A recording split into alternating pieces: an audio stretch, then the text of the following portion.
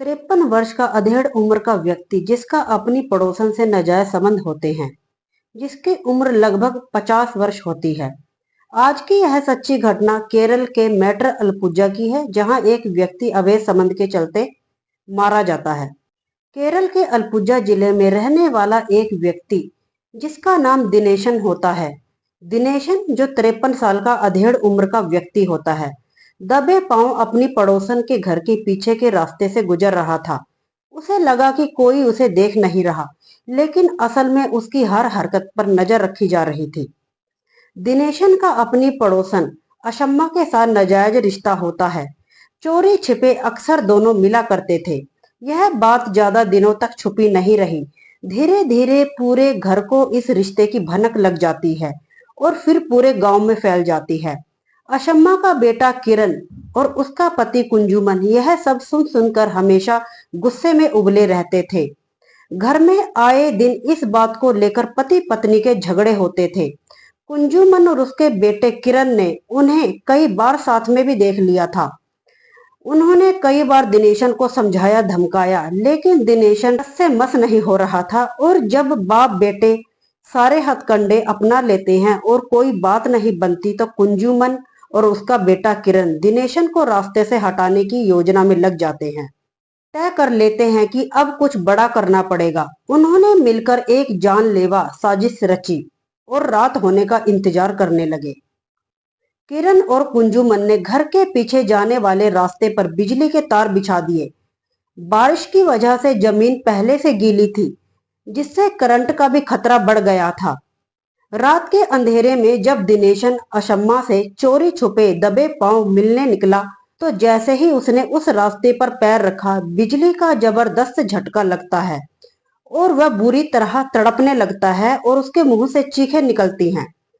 लेकिन कोई उसे बचाने नहीं आता। कुछ ही सेकंड में वह जमीन पर बेजान होकर गिर जाता है और तड़प तड़प कर मर जाता है। हत्या के बाद किरण और कुंजुमन जल्दी से बिजली बंद कर देते हैं और लाश को घसीटते हुए धान के खेत में ले जाते हैं और वहीं लाश को ऐसे रखते हैं कि यह पूरी तरह एक हादसा लगे। 8 फरवरी 2025 का दिन होता है। शाम के लगभग 6:30 बजे का समय होता है। गांव का एक व्यक्ति वहां से गुजरता है। उसकी नजर उस लाश पर पड़ती है। वह शोर मचाने लगता है और उसका शोर सुनकर पूरे गांव में हड़कंप मच जाता है और देखते देखते पूरा गांव वहां इकट्ठा हो जाता है। पुलिस को सूचित किया जाता है। पुलिस जब मौके पर घटना स्थल पर पहुंचती है, उन्होंने लाश को ध्यान से देखा। दिनेशन के शरीर पर करंट से जलने के निशान मिलते हैं। यह बात पुलिस को अजीब लगी। जब उन्होंने गांव में पूछताछ की, तो पता चला कि दिनेशन अक्सर इसी रास्ते से आता जाता था। पुलिस को घर के पीछे से जले हुए तार भी मिले। अब शक गहरा होता जा रहा था। पुलिस ने शक के आधार पर किरण और कुंजुमन को उठाया और पूछताछ शुरू कर दी। पहले तो दोनों ने कुछ नहीं कहा, लेकिन जब पुलिस ने सख्ती से पूछा तो सच्चाई सामने आ गई। जैसे ही पुलिस ने केस को क्लोज करने की सोची, उन्हें दिनेशन के फोन से कुछ अजीब सुराग मिले। उसने कुछ दिनों पहले किसी को मैसेज किया था कि मेरी जान को खतरा है। अब पुलिस ने उस नंबर की जांच करनी शुरू कर दी। नंबर एक नामी अपराधी रमेश नायर का होता है। रमेश का नाम पहले भी कई खतरनाक मामलों में आ चुका था। पुलिस ने जब रमेश नायर को पकड़ने की कोशिश की, तो वह फरार हो गया। अब सवाल यह था कि क्या किरण और कुंजुमन ने दिनेश को सिर्फ बदले की भावना से मारा था, या फिर यह किसी बड़े खेल का हिस्सा था।